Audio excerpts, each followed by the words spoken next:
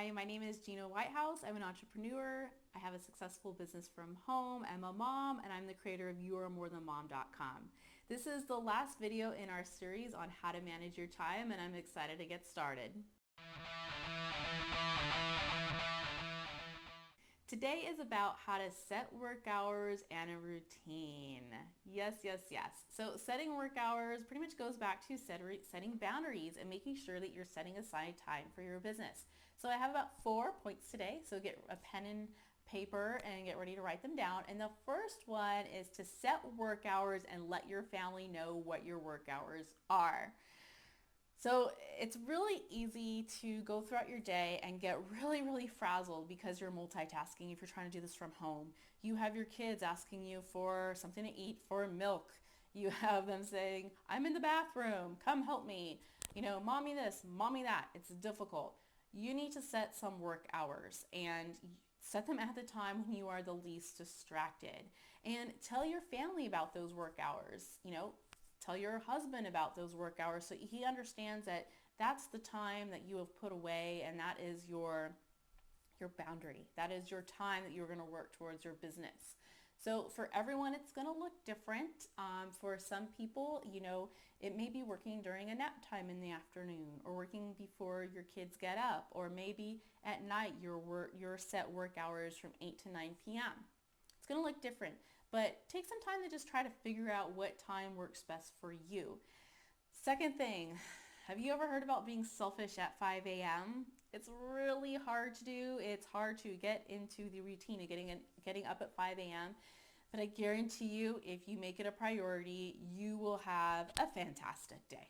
Okay, so it took me years to cultivate this, and actually last January was the first time that I actually made it happen.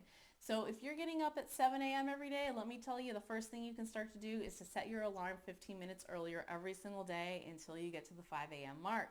And why do I say 5 a.m.? Because most of the house is not awake at that time. All right. My son, he does wake up really early, and sometimes he does wake up at 5:45, and I only get 45 minutes to myself. But I decide to choose to be positive and think, okay, at least I got 45 minutes to myself, instead of dwelling on the fact that I only got 45 minutes to myself, okay? But I choose to be happy about it. Now, if it's a good day, he sleeps until 6:30, and now I have started my day. I have an hour and a half, and basically how I start my day is I wake up, I start it with scripture, reading, praying, journaling, whatever I need to do, and then I move into the business activities that I have to do daily to keep my business going no matter what. So even if later in the day I get disrupted, at least I got those few things done in the morning. And for myself, that would be checking in with my clients and answering emails, and even putting together maybe some social media content to post for the week. So really, waking up at 5 a.m. has revolutionized things for me. At this point, I know that if I don't wake up at 5 a.m. and at least get an hour in, then the rest of my day is going to be really hectic, and it's going to be hard. So I really recommend getting up at 5 a.m. because, for myself, that's like the only time during the day that I can carve out that I can be selfish about. Even in the evenings for myself and my family, it's hard because after you put the kids to bed, they go to bed at 8 o'clock, then the next 2 hours is for myself and my husband. So if you are going to be committed to waking up at 5 a.m., one tip is you got to go to bed early. So I have to be in bed by 10 p.m. to be able to get up at 5 a.m. Okay, so I also want you to think, before I move on to step 3, I just want you to think of different ways that you can multitask during your day. And when I mean multitask, I don't mean doing lots of important things at one time. No, I'm talking about maybe when you're washing dishes and doing something that you don't really have to use much brain power about, that you could be watching a video, something how-to, or like a podcast, or listening to an audiobook for self-improvement. You always got to be improving yourself to push your business forward and to always be learning. So those are times that I can do those kind of things. Also, like when I'm waiting to go pick up my daughter from school and I have maybe 10 minutes in the car, I'll sit there on my phone and I'll answer emails. So those are some other little tricks that you can do during the day to get some time in and carve out that time that you need to put towards your business. Okay, number 3 is to get the big tasks done first. It's really easy to go down your list and just choose, okay, these are really some easy things that I need to do, so I'm going to get them off the list. But then you still have that big looming task looming over your shoulders, your head, that you need to get done. And if you're like me, you'll be a procrastinator and you won't get it done. So you have to discipline yourself to get those things done first. And there's a really great book you can read on time management. It's called Eat That Frog by Brian Tracy. Definitely pick that up. The chapters are very small, like 3 to 4 pages, I think, if I remember right. And just go through a chapter a day and you're going to learn a lot right there. And one of the things he teaches is get those big tasks done first. And number 4, this is our last point, is just to avoid distractions. Again, don't turn the TV on. Don't have that going while you're focusing. Even for myself, music can be a distraction. So I like to work in quiet.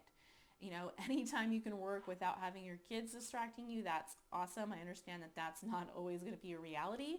But if you can set your work hours to work when your kids are sleeping or during a nap time or they're at school, then that's going to be great because it's not going to bleed into your family time. And that's another reason why you need to set work hours.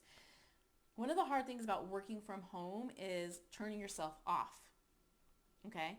So let's say it's 6:30, you're eating dinner or you're playing with your kids and you hear that ding go off on your phone. You know you got an email. Well, first of all, don't have those notifications on. Turn them off because they will distract you. That's another distraction. But when you hear that ding, and hopefully you won't because you just turned it off, don't go towards it. Don't do anything with it. Your family needs to know that they have your undivided attention. Now, I'm not going to sit here and tell you that I'm perfect at this. This is a constant struggle for me, but it is something that I'm always trying to get better at. And make sure also if you're working with a team of people already, if you already work from home, that they know that this certain time that you are off work.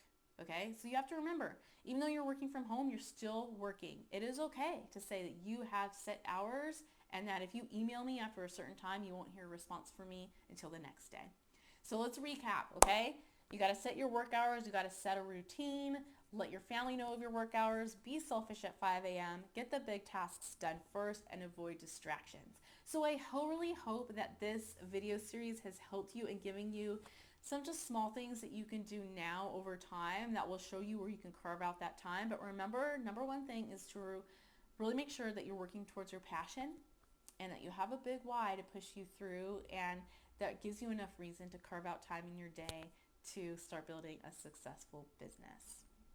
We want to hear from you. So please make sure to leave a comment. Tell us if this was helpful or not. If you have any other tips that you want to add it in the comment section for everyone to learn from it. And please follow us on Facebook, Instagram, subscribe to our YouTube channel, download our Paycheck Over Passion checklist to see if you're working from home right now, if you're really working towards just a paycheck, or if you're really following your passion. Have a great day, everybody.